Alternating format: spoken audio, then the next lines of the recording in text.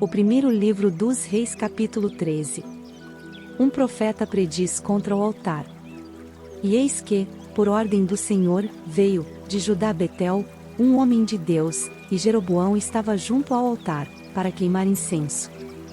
E ele clamou contra o altar por ordem do Senhor, e disse: Altar, altar. Assim diz o Senhor: eis que um filho nascerá à casa de Davi, cujo nome será Josias, o qual sacrificará sobre ti os sacerdotes dos altos que sobre ti queimam incenso, e ossos de homens se queimarão sobre ti. E deu, naquele mesmo dia, um sinal, dizendo: este é o sinal de que o Senhor falou: eis que o altar se fenderá, e a cinza, que nele está, se derramará. Sucedeu, pois, que, ouvindo o rei a palavra do homem de Deus, que clamara contra o altar de Betel, Jeroboão estendeu a sua mão de sobre o altar, dizendo: pegai-o.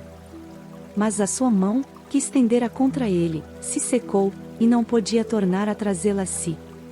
E o altar se fendeu, e a cinza se derramou do altar, segundo o sinal que o homem de Deus apontara por ordem do Senhor. Então respondeu o rei, e disse ao homem de Deus: súplica ao Senhor teu Deus, e roga por mim, para que se me restitua a minha mão. Então o homem de Deus suplicou ao Senhor, e a mão do rei se lhe restituiu, e ficou como dantes. E o rei disse ao homem de Deus: vem comigo para casa, e conforta-te, e dar-te-ei um presente. Porém o homem de Deus disse ao rei: ainda que me desses metade da tua casa, não iria contigo, nem comeria pão nem beberia água neste lugar. Porque assim me ordenou o Senhor pela sua palavra, dizendo: não comerás pão nem beberás água, e não voltarás pelo caminho por onde vieste. Assim foi por outro caminho, e não voltou pelo caminho, por onde viera a Betel.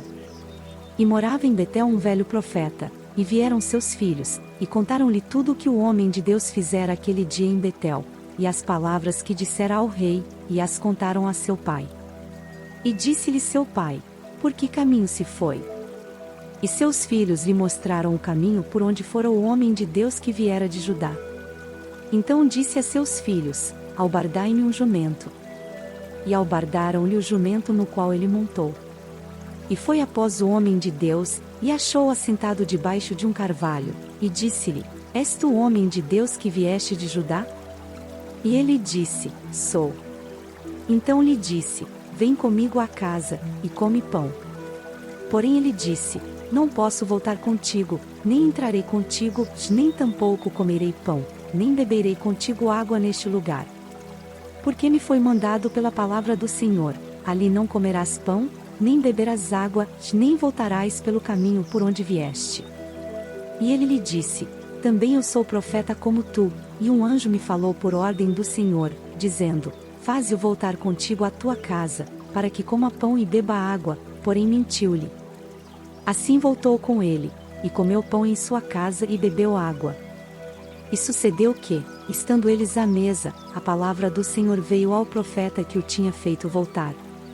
E clamou ao homem de Deus, que viera de Judá, dizendo: assim diz o Senhor: porquanto foste rebelde à ordem do Senhor, e não guardaste o mandamento que o Senhor teu Deus te mandara. Antes voltaste, e comeste pão e bebeste água no lugar de que o Senhor te dissera: não comerás pão nem beberás água, o teu cadáver não entrará no sepulcro de teus pais.